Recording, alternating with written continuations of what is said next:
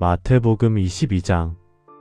예수께서 다시 비유로 대답하여 이르시되 천국은 마치 자기 아들을 위하여 혼인잔치를 베푼 어떤 임금과 같으니 그 종들을 보내어 그 청한 사람들을 혼인잔치에 오라 하였더니 오기를 싫어하거늘 다시 다른 종들을 보내며 이르되 청한 사람들에게 이르기를 내가 오찬을 준비하되 나의 소와 살찐 짐승을 잡고 모든 것을 갖추었으니 혼인잔치에 오소서 하라 하였더니 그들이 돌아보지도 않고 한 사람은 자기 밭으로 한 사람은 자기 사업하러 가고 그 남은 자들은 종들을 잡아 모욕하고 죽이니 임금이 노하여 군대를 보내어 그 살인한 자들을 진멸하고 그 동네를 불사르고 이에 종들에게 이르되 혼인잔치는 준비되었으되 청한 사람들은 합당하지 아니하니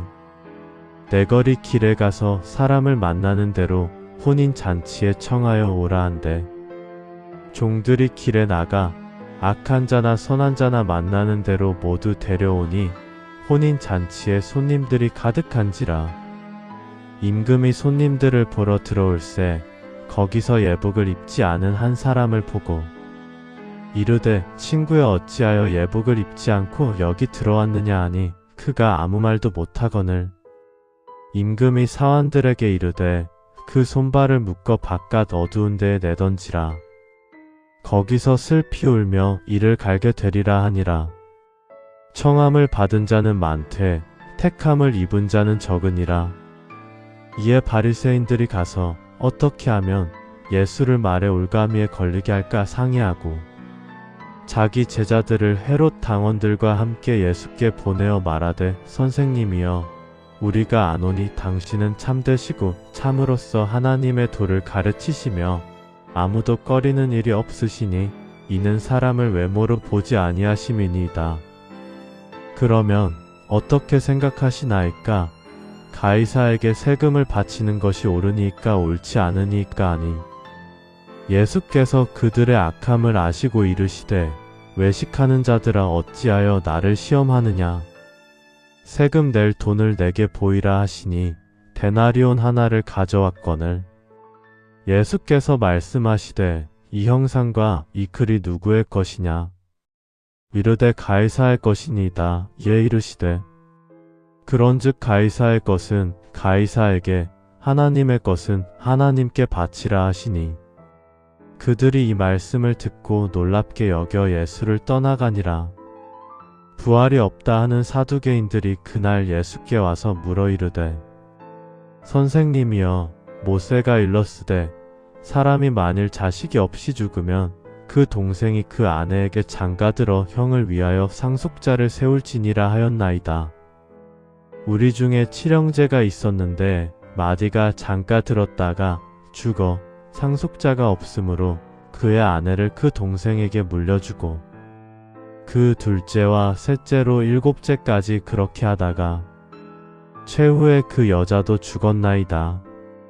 그런즉 그들이 다 그를 취하였으니 부활 때에 일곱 중에 누구의 아내가 되리이까? 예수께서 대답하여 이르시되 너희가 성경도 하나님의 능력도 알지 못하는 고로 오해하였도다. 부활 때에는 장가도 아니가고 시집도 아니가고 하늘에 있는 천사들과 같으니라. 죽은 자의 부활을 논할진대 하나님이 너희에게 말씀하신 바 나는 아브라함의 하나님이여 이삭의 하나님이여 야곱의 하나님이로라 하신 것을 읽어보지 못하였느냐.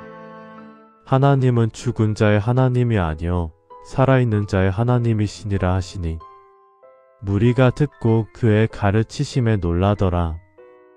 바리새인들이 예수께서 사두개인들을 대답할 수 없게 하셨다함을 듣고 모였는데 그 중에 한 율법사가 예수를 시험하여 묻되 선생님 율법 중에서 어느 계명이 크니이까? 예수께서 이르시되 내 마음을 다하고 목숨을 다하고 뜻을 다하여 주 너의 하나님을 사랑하라 하셨으니 이것이 크고 첫째 되는 계명이요 둘째도 그와 같으니 내 이웃을 내 자신같이 사랑하라 하셨으니 이 두 계명이 온 율법과 선지자의 강령이니라.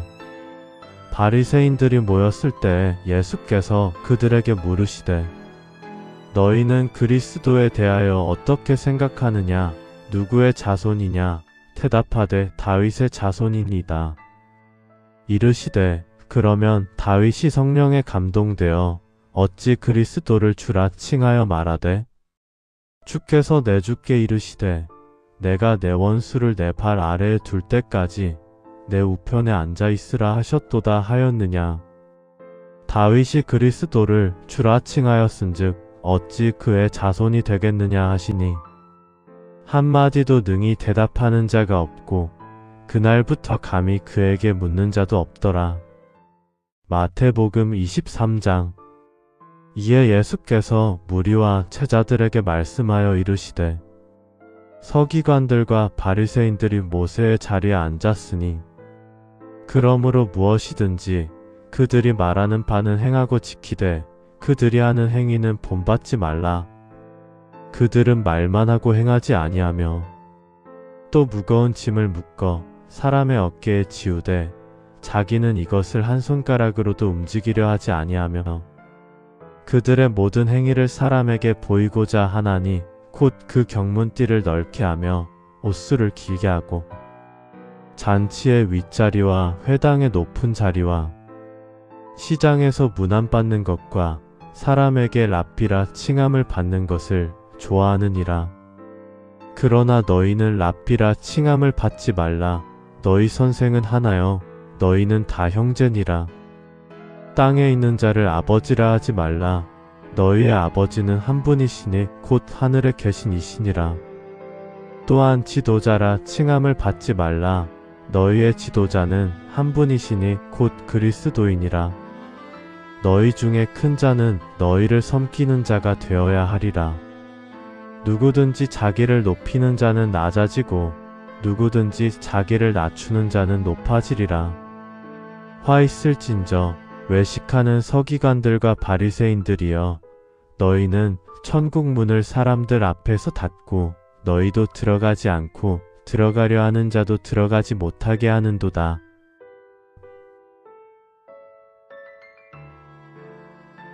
화 있을진저 외식하는 서기관들과 바리새인들이여 너희는 교인 한 사람을 얻기 위하여 바다와 육지를 두루 다니다가 생기면 너희보다 배나 더 지옥 자식이 되게 하는도다.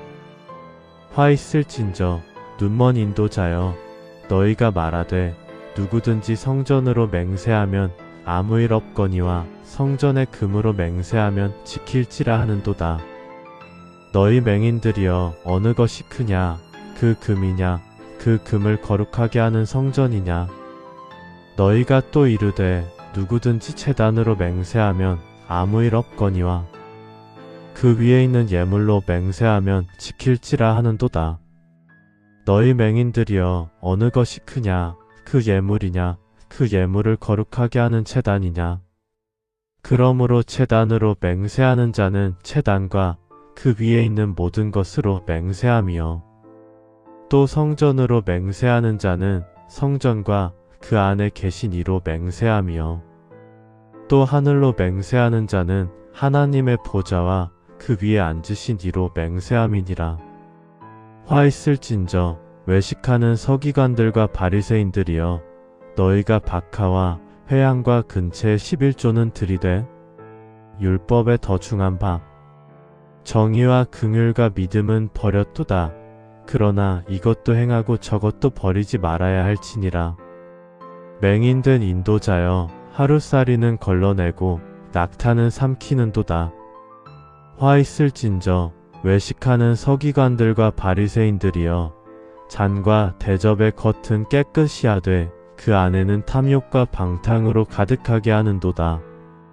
맹인된 바리새인아 너는 먼저 안을 깨끗이 하라. 그리하면 겉도 깨끗하리라. 화 있을진저 외식하는 서기관들과 바리새인들이여 회칠한 무덤 같으니 겉으로는 아름답게 보이나 그 안에는 죽은 사람의 뼈와 모든 더러운 것이 가득하도다. 이와 같이 너희도 겉으로는 사람에게 옳게 보이되 안으로는 외식과 불법이 가득하도다.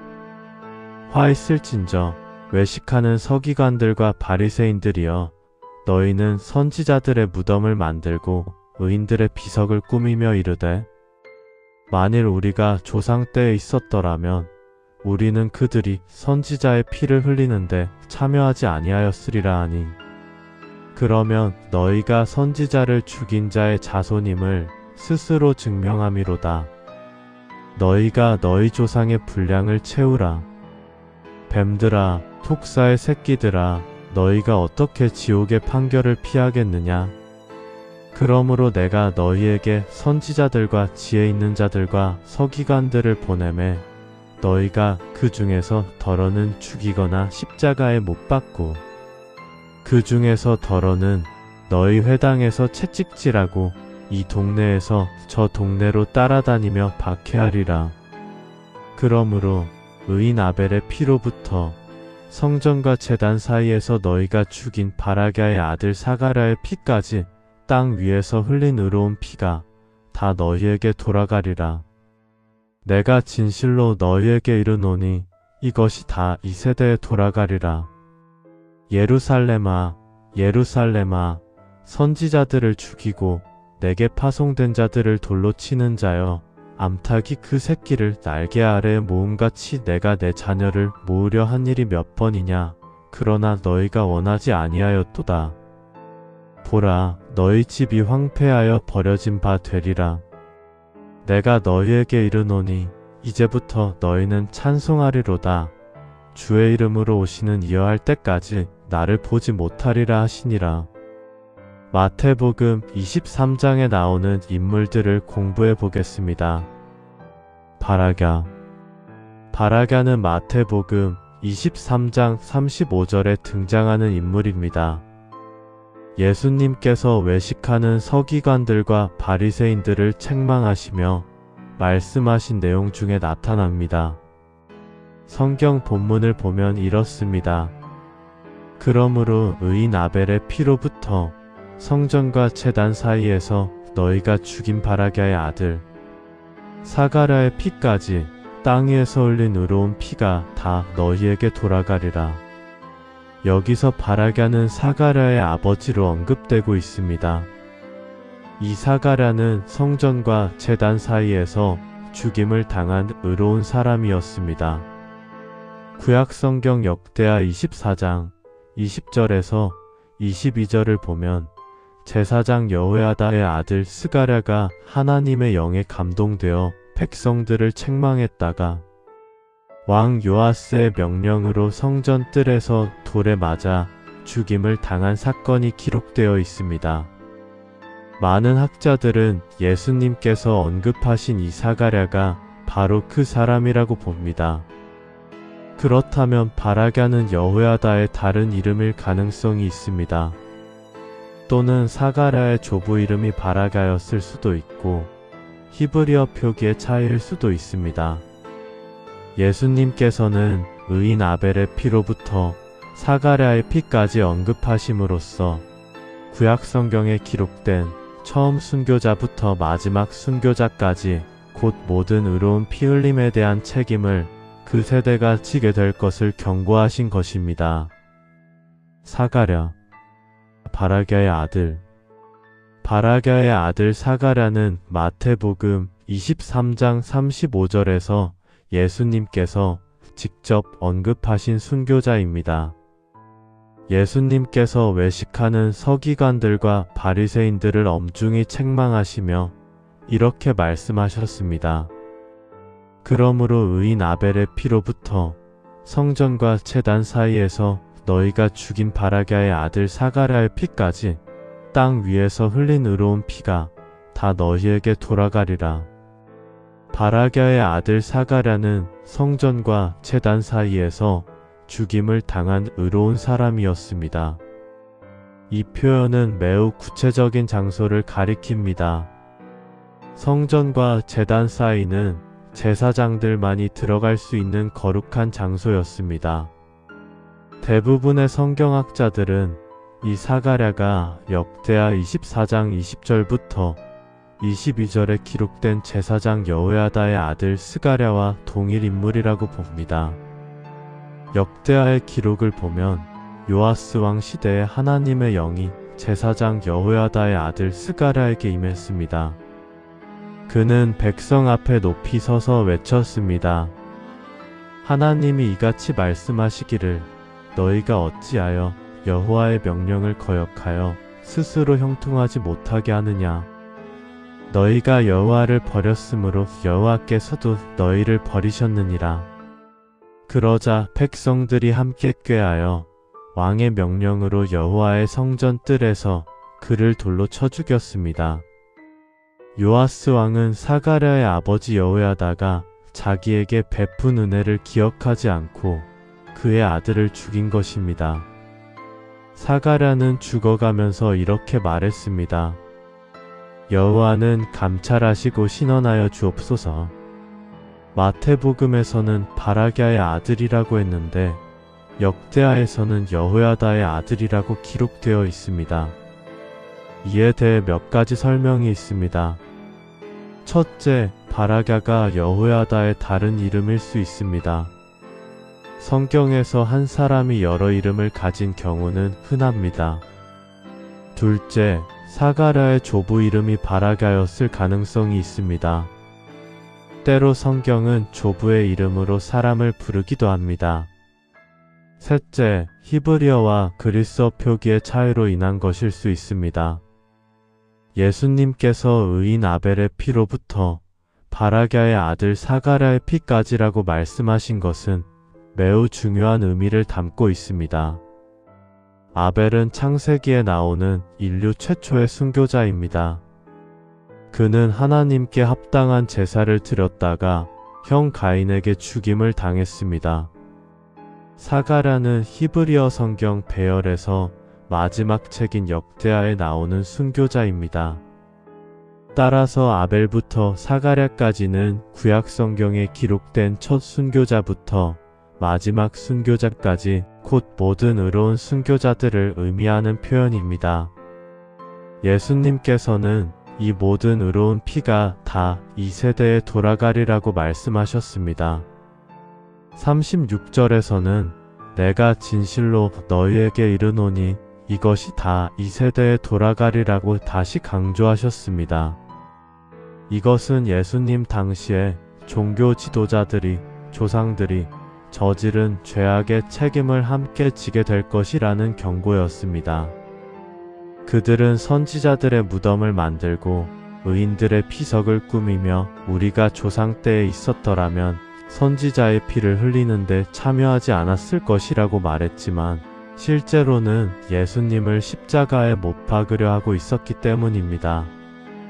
바라기아의 아들 사가랴는 하나님의 진리를 담대히 선포하다가 순교한 충성된 종이었습니다. 그는 왕과 백성들의 죄를 책망하는 것이 자신의 목숨을 위태롭게 할 것임을 알았을 것입니다. 그러나 그는 하나님의 영에 감동되어 진리를 외쳤고 그 대가로 성전 뜰에서 돌에 맞아 죽었습니다. 그의 마지막 말 여호와는 감찰하시고 신원하여 주옵소서는 하나님께서 모든 것을 보고 계시며 결국 정의를 실현하실 것이라는 믿음의 고백이었습니다. 예수님께서 이 사가랴를 기억하시고 언급하신 것은 하나님께서 의로운 자들의 피를 결코 잊지 않으신다는 것을 보여줍니다. 모든 순교자의 피는 하나님 앞에 기억되며 그 피값을 반드시 갚으실 것입니다. 아벨은 인류 역사상 최초의 순교자입니다. 그의 이름은 히브리어로 헛됨, 숨, 증기를 뜻하며 그의 짧았던 생애를 예표하는 듯합니다. 아벨은 아담과 하와의 둘째 아들입니다. 창세기 4장 2절은 이렇게 기록합니다. 그가 또 가인의 아우 아벨을 낳았는데 아벨은 양치는 자였고 가인은 농사하는 자였더라. 인류 최초의 부모에게서 태어난 두 형제 가인과 아벨. 이들은 서로 다른 직업을 가졌습니다. 형 가인은 땅을 경작하는 농부였고 아우 아벨은 양을 치는 목자였습니다. 창세기 4장 3절부터 4절은 이렇게 말합니다. 세월이 지난 후에 가인은 땅의 소산으로 제물을 삼아 여호와께 드렸고 아벨은 자기도 양의 첫 새끼와 그 기름으로 드렸더니 여기서 우리는 중요한 차이를 발견합니다. 가인은 땅의 소산으로 제물을 드렸습니다. 특별한 구분 없이 그냥 자기가 농사지은 것 중에서 가져왔습니다. 그러나 아벨은 양의 첫 새끼와 그 기름으로 드렸습니다. 가장 좋은 것, 첫 것, 가장 기름진 것을 선별하여 하나님께 드린 것입니다. 창세기 4장 4절 후반부와 5절은 이렇게 계속됩니다. 여호와께서 아벨과 그의 제물은 받으셨으나 가인과 그의 제물은 받지 아니하신지라 가인이 몹시 분하여 안색이 변하니 하나님께서는 아벨과 그의 제물은 받으셨습니다. 그러나 가인과 그의 제물은 받지 아니하셨습니다. 왜 그랬을까요? 히브리서 11장 4절은 이렇게 설명합니다. 믿음으로 아벨은 가인보다 더 나은 제사를 하나님께 드림으로 의로운 자라 하시는 증거를 얻었으니 하나님이 그 예물에 대하여 증언하심이라. 그가 죽었으나 그 믿음으로써 지금도 말하느니라. 아벨의 제사가 받아들여진 것은 믿음 때문이었습니다. 그는 하나님을 경외하는 마음으로 가장 좋은 것을 드렸습니다. 그의 제사에는 진실한 예배의 정신이 담겨 있었습니다. 하나님께서 자기 제사를 받지 않으시자 가인은 몹시 분하여 안색이 변했습니다. 하나님께서는 가인에게 경고하셨습니다. 여호와께서 가인에게 이르시되 내가 분하여 함은 어찌 됨이며 안색이 변함은 어찌 됨이냐. 내가 선을 행하면 어찌 낯을 들지 못하겠느냐. 선을 행하지 아니하면 죄가 문에 엎드려 있느니라. 죄가 너를 원하나 너는 죄를 다스릴지니라. 그러나 가인은 하나님의 경고를 듣지 않았습니다. 창세기 4장 8절은 비극을 기록합니다. 가인이 그의 아우 아벨에게 말하고 그들이 들에 있을 때 가인이 그의 아우 아벨을 쳐 죽이니라. 인류 최초의 살인이 일어난 것입니다. 그리고 아벨은 인류 최초의 순교자가 되었습니다. 그는 하나님께 합당한 제사를 드렸다는 이유로 형의 손에 죽임을 당했습니다. 아벨이 죽은 후 하나님께서 가인에게 물으셨습니다. 내 아우 아벨이 어디 있느냐? 가인은 대답했습니다. 내가 알지 못하나이다. 내가 내 아우를 지키는 자니까. 그러자 하나님께서 말씀하셨습니다. 내가 무엇을 하였느냐? 내 아우의 핏소리가 땅에서부터 내게 호소하느니라. 아벨의 피가 땅에서부터 하나님께 호소하고 있었습니다. 억울하게 죽임당한 의인의 피는 하나님 앞에서 말하며 정의를 구했습니다. 히브리서 12장 24절은 예수님의 피를 아벨의 피보다 더 나은 것이라고 말합니다. 아벨의 피는 복수를 외쳤지만 예수님의 피는 용서와 구원을 선포하기 때문입니다. 예수님께서는 마태복음 23장 35절에서 아벨을 의인 아벨이라고 부르셨습니다. 그러므로 의인 아벨의 피로부터 성전과 제단 사이에서 너희가 죽인 바라게의 아들 사가랴의 피까지 땅 위에서 흘린 의로운 피가 다 너희에게 돌아가리라. 아벨은 의로운 자의 대표가 되었습니다. 그는 올바른 믿음으로 하나님께 제사를 드렸고 그 의로움 때문에 미움을 받아 죽임을 당했습니다. 요한일서 3장 12절은 이렇게 말합니다. 가인같이 하지 말라. 그는 악한 자에게 속하여 그 아우를 죽였으니 어떤 이유로 죽였느냐. 자기의 행위는 악하고 그의 아우의 행위는 의로움이라. 아벨이 죽임을 당한 이유는 단 하나, 그의 행위가 의로웠기 때문입니다. 히브리서 11장 믿음의 장에서 아벨은 가장 먼저 언급됩니다. 믿음으로 아벨은 가인보다 더 나은 제사를 하나님께 드림으로 의로운 자라 하시는 증거를 얻었으니 하나님이 그 예물에 대하여 증언하심이라. 그가 죽었으나 그 믿음으로써 지금도 말하느니라. 아벨은 죽었습니다. 그의 생애는 짧았습니다. 그러나 그 믿음으로써 지금도 말합니다. 수천 년이 지난 지금도 아벨의 믿음은 우리에게 말하고 있습니다. 진실한 예배가 무엇인지, 하나님께 드리는 최선이 무엇인지, 의로움을 위해 고난받는 것이 무엇인지 가르쳐 줍니다. 아벨의 이야기는 우리에게 여러 가지를 가르쳐 줍니다. 첫째, 진실한 예배의 중요성입니다. 하나님께서는 형식적인 제사가 아니라 믿음으로 드리는 최선의 예배를 원하십니다. 둘째, 의로움의 대가입니다. 의롭게 사는 것이 때로 미움과 박해를 받을 수 있습니다. 아벨은 아무 잘못도 하지 않았지만 그의 의로움이 오히려 형의 시기와 분노를 샀습니다. 셋째, 하나님의 기억입니다. 억울하게 죽임당한 의인을 하나님께서는 결코 잊지 않으십니다.